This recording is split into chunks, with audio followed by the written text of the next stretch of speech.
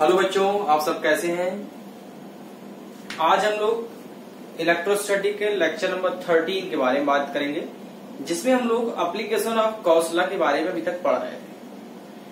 आज हम लोग एप्लीकेशन ऑफ गॉस लॉ में बात करेंगे हॉलो स्फीयर, जिसको स्फेरिकल सेल भी कहते हैं लोग, कंडक्टिंग, नॉन कंडक्टिंग और स्फेरिकल सेल का और स्फीयर को एक ही बात होती है, और सॉलिड कंडक्टिंग।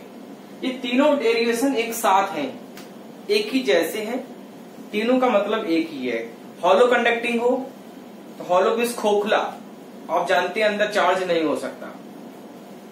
कहां पे होगा? एट द सरफेस, सरफेस पे होगा। अगर हम बात करें कि सॉलिड कंडक्टिंग, तो कंडक्टिंग का मीन्स आउटर सरफेस पे। तो my name is Deepak Chaturvedi and this is your cute sir channel, Deepak sir physics class. तो लेट स्टार्ट करते हैं। आज हमने कहा हॉलो स्फेरिकल सेल के लिए कंडक्टिंग हो नॉन कंडक्टिंग हो, मतलब चार्ज कहां होगा? चार्ज एट सरफेस होगा। ठीक है, हमको मालूम है कि गॉसियन सरफेस ड्रा करना होता है इसमें। तो मान लीजिए कि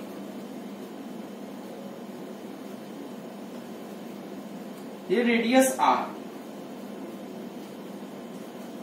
का एक स्फेरिकल सेल है, इसमें चार्ज डिस्ट्रीब्यूट है। ठीक है, और इसमें फॉर तीन कंडीशन है। Outside,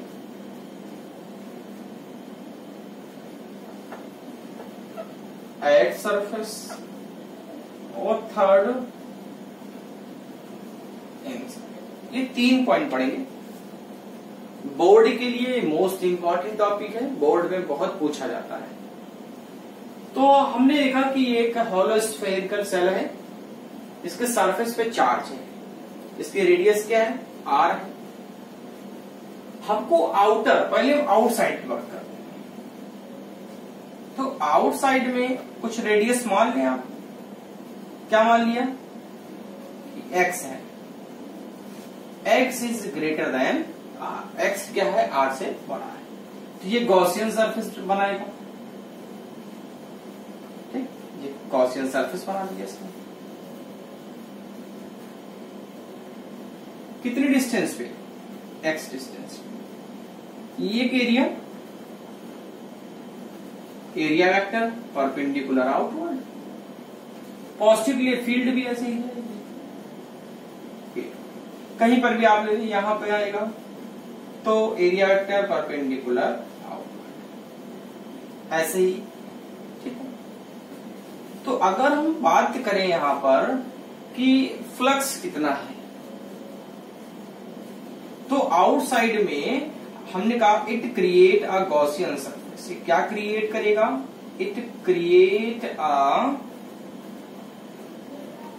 Gaussian surface. ये क्या क्रिएट कर लेगा? एक गॉसियन सरफेस क्रिएट करेगा। गॉसियन सरफेस क्रिएट करेगा तो हम जानते हैं कि फाई क्या होता है? Surface integral E dot D. तो बताओ नेट फ्लक्स फाई क्या है बेटा? ई इंटीग्रल ऑफ डी। तो फाई इक्वल ई और ए की value 4 pi X square.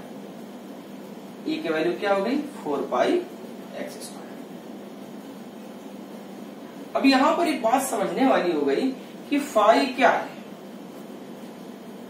Gauss theorem में phi equal Q upon epsilon not होता है।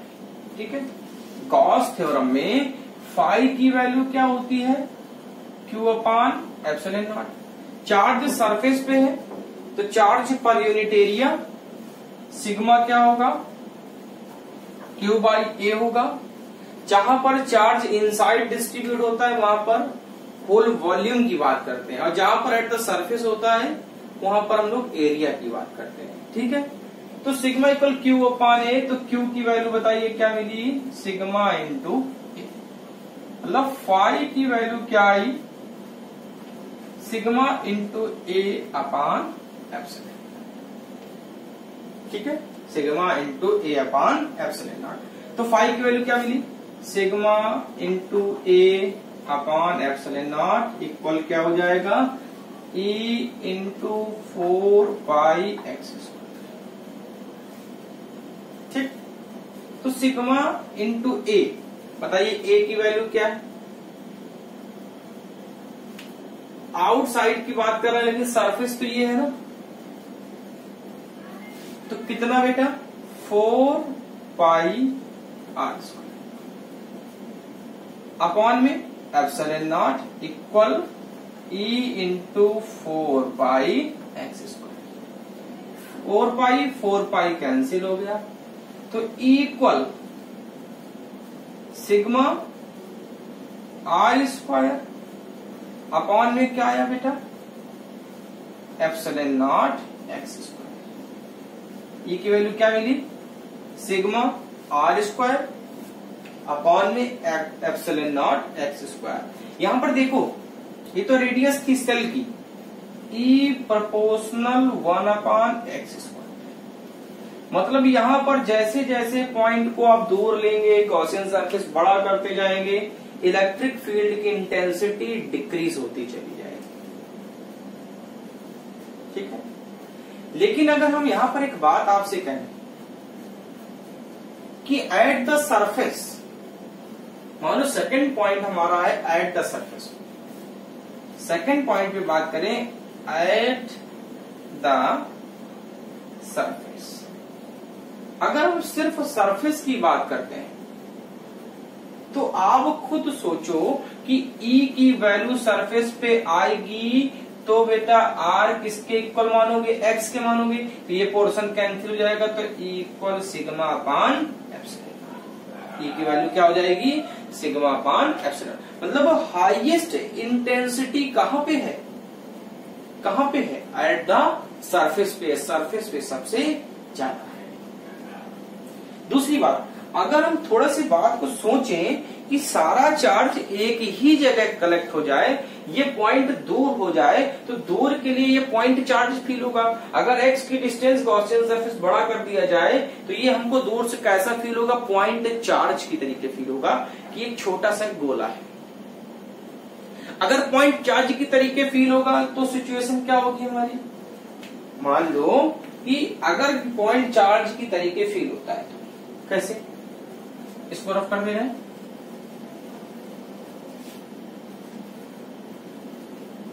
x is greater than r, x की वैल्यू थोड़ी सी बड़ी कर दी जाए तो बताओ कि फाई इक्वल आपने निकाला था E into 4 pi X square, और फाई क्या बेटा, Q अपान एप्सिलॉन। टोटल चार्ज दूर होने पर वो हमको छोटा सा लगेगा, एक छोटा सा गोले की तरीके।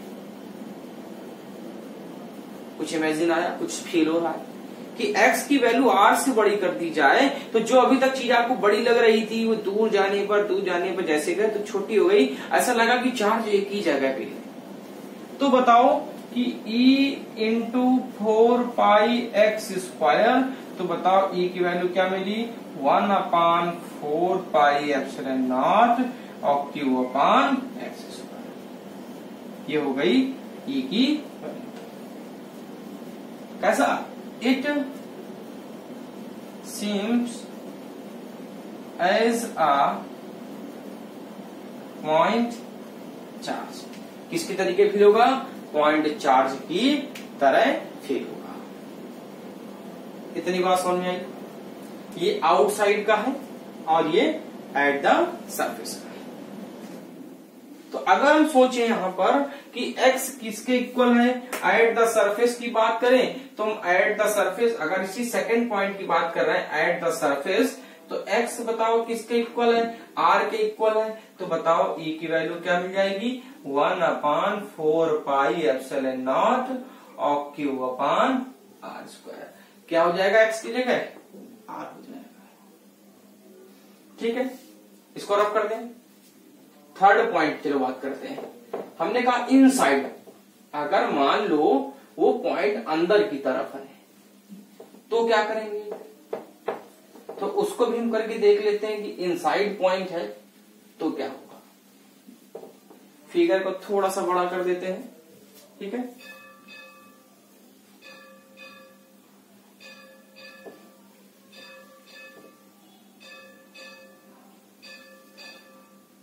ये R, यहां पर चार्ज था,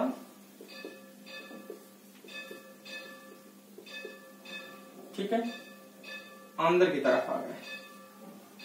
ये डिस्टेंस x, हमने कौन सा लिया, थर्ड पॉइंट।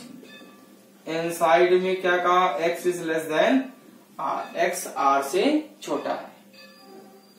तो देखिए चार्ज तो यहां पर बाहर की तरफ था, आपने पॉइंट इनसाइड लिया, गॉसियन सरफेस अंदर की तरफ बनाया। तो बताइए फाई की वैल्यू क्या होगी, E इंटीग्रल dA। अगर आप यहां की बात करो तो ऐसे बाहर dA वेक्टर हो जाएगा, इस पॉइंट की बात करो तो dA वेक्टर यहां से आउटसाइड हो जाएगा, पॉजिटिव फील्ड बाहर जाएंगी, ठीक है। 0 डिग्री पे आ जाएगा, E dA cos theta, cos 0 की वैल्यू 1 होती है। तो एक बात अगर हम देखो कि फाई इक्वल E dA, तो फाई क्या है, Q upon epsilon not, E dA क्या है, 4 पाई एक्स स्क्वायर।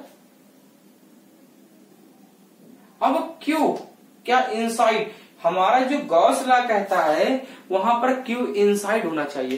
क्या यहां पर Q इनसाइड है, क्या यहां पर Q की वैल्यू इनसाइड है। गॉस थ्योरम के अकॉर्डिंग Q कहां पर बिलोंग करना चाहिए, इनसाइड बिलोंग करना चाहिए,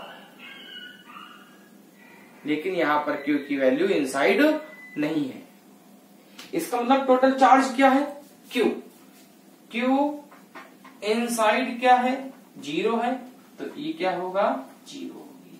E की वैल्यू क्या हो जाएगी, according to Gauss theorem total electric flux passes through closed area किसके equal, 1 upon epsilon naught of total charge inside the surface, surface के अंदर की तरफ से। लेकिन यहां पर तो चार्ज बाहर की तरफ डिस्ट्रीब्यूट है, तो इनसाइड क्या होगा, वैल्यू क्या हो गई, 0 हो गई। तो electric field inside the hollow spherical shell और सॉलिड कंडक्टिंग स्फेरिकल सेल के लिए इनसाइड क्या होगी, 0। क्या हो जाएगी, 0। Solid conducting spherical shell, hollow conducting और नॉन कंडक्टिंग स्फेरिकल सेल के लिए इनसाइड इलेक्ट्रिक फील्ड की वैल्यू 0। ठीक है, इतनी बात समझ में आई, तो पॉज करके नोट कर ले इसको। सॉलिड नॉन कंडक्टिंग स्फीयर की बात कर रहे हैं, नॉन कंडक्टिंग की बात कर रहे हैं, तो चार्ज इनसाइड स्प्रेड होता है, चार्ज अंदर की तरफ फैले होता है। तो हमने कंडीशन पे क्या माना, चार्ज डिस्ट्रीब्यूटेड यूनिफॉर्मली, ठीक है। अब ये नॉन यूनिफॉर्म की बात नहीं कर रहे हैं, हो सकता है कि चार्ज कहीं पर बहुत ज्यादा हो और कहीं पर बहुत कम हो। अभी हम ये मान के चल रहे हैं कि चार्ज जितना अंदर की तरफ है वो यूनिफॉर्म डिस्ट्रीब्यूट है। इसमें भी 3 कंडीशंस की बात करेंगे, इनसाइड, आउटसाइड और एट द सरफेस। तो हम पहले बात कर रहे हैं नॉन कंडक्टिंग है सॉलिड, चार्ज इनसाइड पूरा फैला हुआ है, तो charge at volume, whole volume की बात करेगा तो वॉल्यूम के लिए चार्ज पर यूनिट वॉल्यूम क्या होता है बेटा, रो होता है, ठीक है। तो हम पहले फर्स्ट पॉइंट की बात कर रहे हैं, आउटसाइड, आउटसाइड। अब जरा एक बात देख लीजिए, पिछला उसका ग्राफ छूट गया, E वर्सेस X का ग्राफ सेल के लिए जो लास्ट डेरिवेशन हुआ उसके लिए।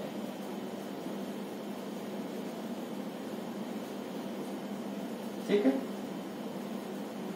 X माना था हमने, हाँ, ये इनसाइड और ये आउटसाइड। बताओ इनसाइड में क्या होगा, ठीक है, इनसाइड में 0 था,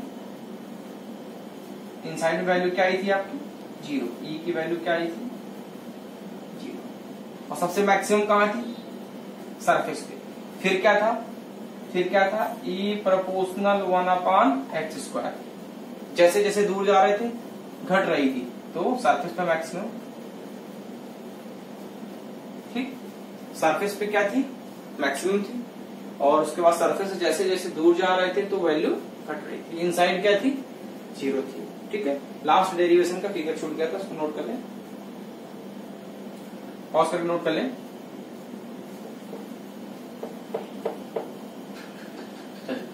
अब देखिए आउटसाइड, हमने कहा x इज ग्रेटर देन, यहां पर ये डी ए परपेंडिकुलर रॉड पर और ये फील्ड, ऐसे ही इस तरफ किसी भी तरफ आप लेंगे तो बताइए फाई की वैल्यू क्या है, ई सरफेस इंटीग्रल डी, तो बताओ फाई क्या निकला, ई इंटू 4πx², ठीक है। फाई की वैल्यू बोलिए, फाई क्या होगा फाई की वैल्यू क्या होगी Q/ε0 equal E into 4πx²। Q की वैल्यू क्या होगी, रो क्या है चार्ज पर यूनिट वॉल्यूम, तो क्यू इक्वल क्या होगा रो इंटू वी, तो बताओ क्यू की वैल्यू क्या है रो इंटू V/ε0, ठीक, इक्वल ई इंटू 4πx²। रो v क्या है 4/3 πr3, ये सरफेस है, πr3 अपॉन में ε0 इक्वल e इंटू 4πx²।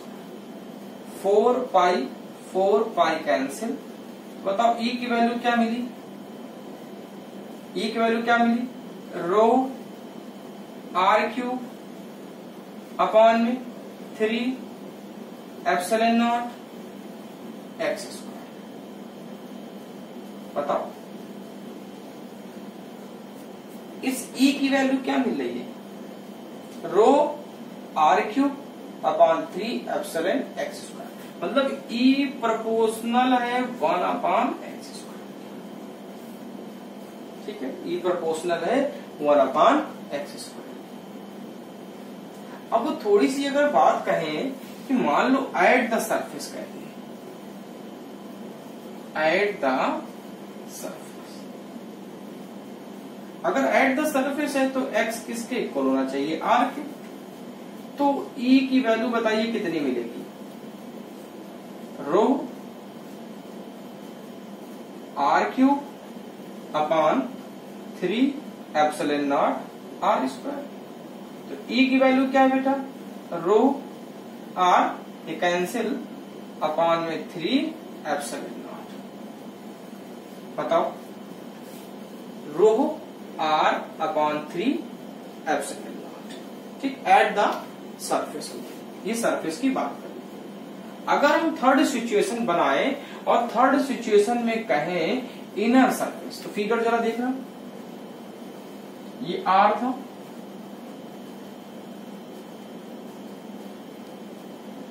हमने कहा की बात की inside x is less than x r से छोटा है, x एरिया वेक्टर ऐसे चला जाएगा, तो बताओ फाई की वैल्यू क्या मिलेगी, e इंटू डी है वही 4πx²। फाई की वैल्यू क्या है phi q upon ε0 equal e into 4πx², तो q क्या rho into v upon ε0 equal e into 4πx², तो rho v 4/3 πr³ Gaussian surface की रेडियस x है, तो क्या हो जाएगा x³ अपॉन में ε0 इक्वल e इंटू 4πx², कुछ कैंसिल 4π कैंसिल, x पावर 1 बची, x से यहाँ कैंसिल 1 पावर बची, तो बताओ e की वैल्यू क्या आएगी रो x अपॉन में 3ε0, क्या है e प्रोपोर्शनल x की है, कब जब x 0 से स्टार्ट होके यहां से स्टार्ट होके ज्यादा से ज्यादा कहां तक आएगा आर रेडियस तक। एक्स 0 से स्टार्ट होके कहां तक आएगा, आर रेडियस तक। तो देखो यहाँ पर ई प्रोपोर्शनल एक्स है, इनसाइड ग्राफ बढ़ रहा, लेकिन आउटसाइड जब आए तो वैल्यू घट रही थी। इसका मतलब है कि अगर हम ग्राफ बनाए, फिगर हटा दे रहे हैं, अगर हम इसका ग्राफ बनाते हैं तो ग्राफ को देखो जरा, ठीक है, ई वर्सेस किसका, ई वर्सेस एक्स का ग्राफ, ये इनसाइड ये आउटसाइड। बताओ इनसाइड वैल्यू बढ़ रही है, ई प्रोपोर्शनल एक्स है, कब, जब x 0 होगा, ये ज्यादा से ज्यादा जितनी रेडियस है आर तक, उससे ज्यादा नहीं, बाहर की बात नहीं करेंगे, वो ना आउटर पॉइंट हो जाएगा। तो ये चीज पढ़ रही है, ई प्रोपोर्शनल, जब आउटर पे आए तो डिक्रीज कर रही थी, ई प्रोपोर्शनल 1/x²। ठीक है, तो किसकी बात थी, सॉलिड नॉन कंडक्टिंग स्फेयर, या जिसको हम लोग solid non conducting spherical shell भी कह सकते थे। नॉन कंडक्टिंग को कुछ लोग डाइलेक्ट्रिक भी बोलते हैं, और डाइलेक्ट्रिक को कुछ लोग इंसुलेटिंग भी बोलते हैं। ठीक है, पॉज करके नोट कर लें।